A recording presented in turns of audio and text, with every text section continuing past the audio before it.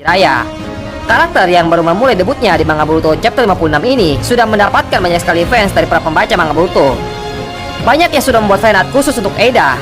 Penampilan karakter yang satu ini benar-benar diakui sungguh mengesankan. Mereka semua terkesan dengan desain karakter Eida yang benar-benar dibuat mempesona.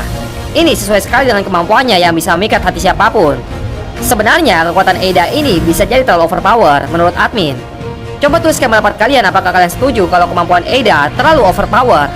Kalau kalian lihat sejauh ini, belum dijelaskan bagaimana cara musuhnya agar bisa terhindar dari kendali Sharingan Eida. Jika semua orang akan bergerak sesuai kemauan Eida, maka siapakah yang bisa terlepas dari kekuatan seperti ini? Ada satu karakter yang di masa depan nanti pasti akan menjadi lawan setara bagi Eida. Dia adalah Sarada Uchiha. Dengan memanfaatkan Sharingan, Sarada bisa membuat dirinya terlepas dari pengaruh Sharingan Eida. Kenapa admin bisa berkata seperti ini? Itu karena dulu pernah ada seorang karakter di anime Naruto yang bisa mengendalikan orang lain melalui darah. Ya, mereka adalah klan Shinohige. Klan Shinohige memiliki dojutsu yang disebut Ketsuryugan. Dojutsu ini bisa manipulasi zat besi. Ini sebabnya darah manusia bisa dikendalikan oleh dojutsu ini. Dulu Sasuke kesulitan untuk terlepas dari pengaruh mata tersebut. Dari kemampuan matanya, mereka bisa menghipnotis korban dengan berbagai cara, atau bahkan menggali jauh ke dalam pikiran mereka untuk mengekstrak informasi. Ketsuryugan juga memberi pengguna kemampuan untuk manipulasi besi, atau lebih tepatnya cairan apapun dengan konsentrasi besi tinggi. Dengan demikian, sesuai dengan kandungan besi yang ada, Ketsuryugan dapat manipulasi darah dalam target hidup. Apakah itu diri mereka sendiri atau makhluk lain? Tapi meskipun Sasuke sempat kesulitan untuk terlepas dari kemampuan mata ini, tetap saja Sasuke bisa membalikan genjutsunya menggunakan saringan miliknya. Nah, kemungkinan besar Sharingan Eida juga bisa di-counter menggunakan saringan. Selain bisa mengendalikan hati seseorang, Eida juga bisa melihat masa lalu dan masa sekarang. Masa lalu yang bisa dilihat oleh Eida hanya sebatas ketika dia lahir saja. Sebelum dia lahir, dia tidak bisa melihat kejadian itu. Kekuatannya ini digambarkan seperti kamera pengintai yang ada di segala penjuru dunia. Dan dia bisa mengaksesnya dengan bebas kapan saja. Dia bisa mengawasi semuanya sepanjang hari sesuka hatinya. Pada dasarnya, itu akan sangat membosankan. Tapi terkadang dia akan melihat sesuatu yang menarik sekali. Salah satu kejadian menarik yang dilihat oleh Eida adalah kejadian saat Ishiki mati. Padahal posisi Eida saat itu sedang berada dalam tabung, tapi dia bisa melihat segalanya meski dia berada di dalam tabung. Dengan mengetahui kemampuan Eida yang seperti ini, maka tidak mengherankan kalau para anggota Kara bisa mengetahui keadaan dunia luar saat ini hanya melalui kemampuan Eida. Mereka tidak perlu melakukan pengintaian di luar markas mereka. Cukup mengandalkan kemampuan Eida, maka mereka bisa langsung tahu segalanya. Jika kemampuan Eida sehebat itu, ini artinya segala sesuatu yang selama ini menjadi plot hole bisa terjawab dengan sangat mudah. Salah satu plot hole yang bisa terjawab untuk saat ini adalah dari mana Amado mendapatkan sel Jiraiya. Selama ini semua fans Naruto sangat bingung bagaimana bisa Amado tahu lokasi jasad Jiraiya. Padahal Kabuto saja yang punya Manda 2 tidak bisa menemukan jasad Jiraiya. Dengan kemampuan Eida, maka sudah sangat jelas kalau Amado akan menemukan lokasi jasad Jiraiya dengan sangat mudah. Mata Eida bisa melihat kejadian apa saja yang sudah terjadi selama dia hidup. Berarti Eida juga bisa melihat apa yang terjadi pada Jiraiya, dan dia tahu lokasi jasad Jiraiya terjatuh. Kemudian yang membuat admin penasaran adalah, apakah jangan-jangan Amado tahu tentang masa lalu Jigen berkat kemampuan dari Eida? Tapi kalau memang benar, berarti usia Eida sudah sangat tua. Dan rasanya ini cukup mustahil. Bagaimana bisa Eida hidup selama itu? Kalau dia sudah dimodifikasi oleh Amado sejak Ishiki masuk ke tubuh Jigen, maka ini masih masuk akal. Tapi yang jadi tidak masuk akal adalah umur Amado. Kalau Eida dibuat sejak Ishiki masuk ke tubuh Jigen, maka tidak mungkin umur Amado masih di bawah 100 tahun. Harusnya umurnya sudah lebih dari ratusan tahun.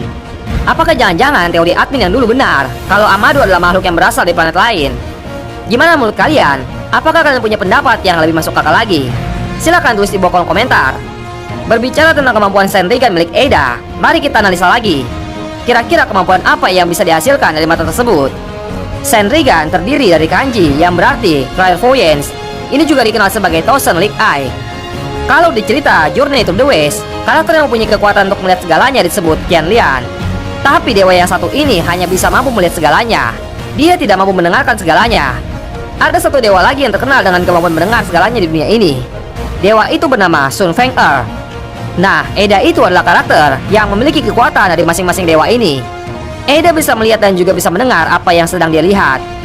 Ini benar-benar mirip seperti CCTV yang canggih. Dan sebenarnya ada satu dewi yang berhubungan dengan dua dewa tersebut. Satu dewi itu adalah Dewi Lautan yang bernama Mazu.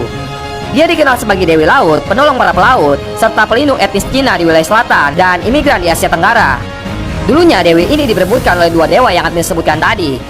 Namun Dewi itu mau menerima lamaran mereka kalau mereka bisa mengalahkan Dewi tersebut. Pada akhirnya sang Dewi lah yang menang dan dua dewa itu malah menjadi budaknya Dewi. Menurut admin, karakter Eda itu dibentuk berdasarkan referensi dari dewa-dewi ini.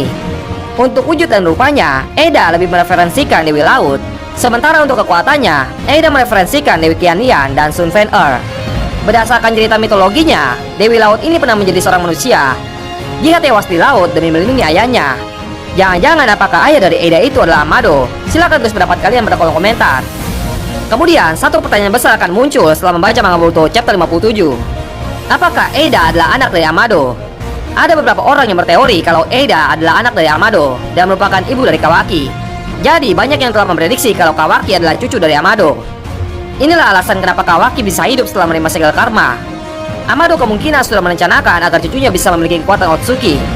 Tetapi untuk Cloud, Amado tidak pernah membayangkan kalau Cloud akan berhasil lolos dari penelitiannya.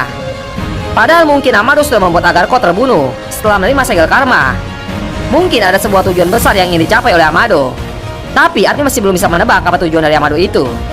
Orang-orang banyak yang berpikir seperti ini karena kalau dilihat wajah Kawaki, ayahnya dan juga Amado memiliki bentuk wajah yang mirip.